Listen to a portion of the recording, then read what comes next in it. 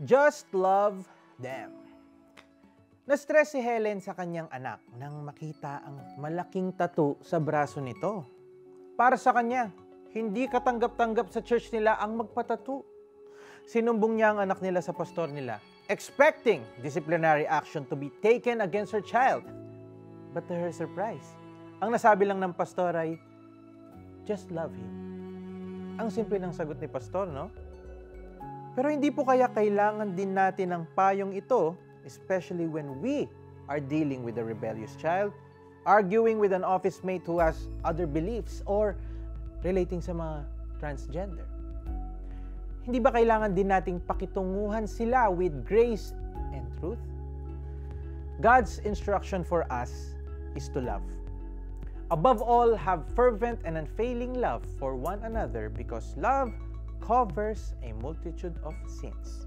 It overlooks unkindness and unselfishly seeks the best for others. Mahalaga kay Lord ang magmahalan tayo dahil sa pamamagitan ng pag-ibig niya, mapapatawad natin ang maraming kasalanan ng ating kapwa.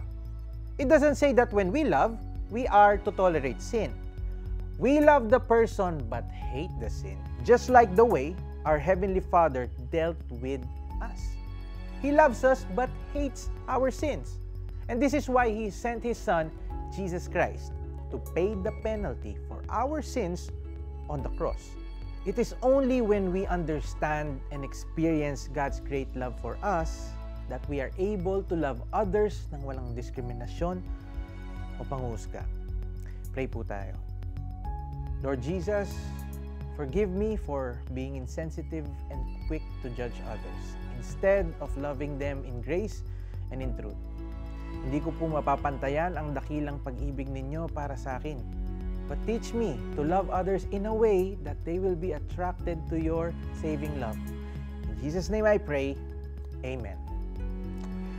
As you pray, the Holy Spirit will bring to your mind a person whose values may not be aligned with yours.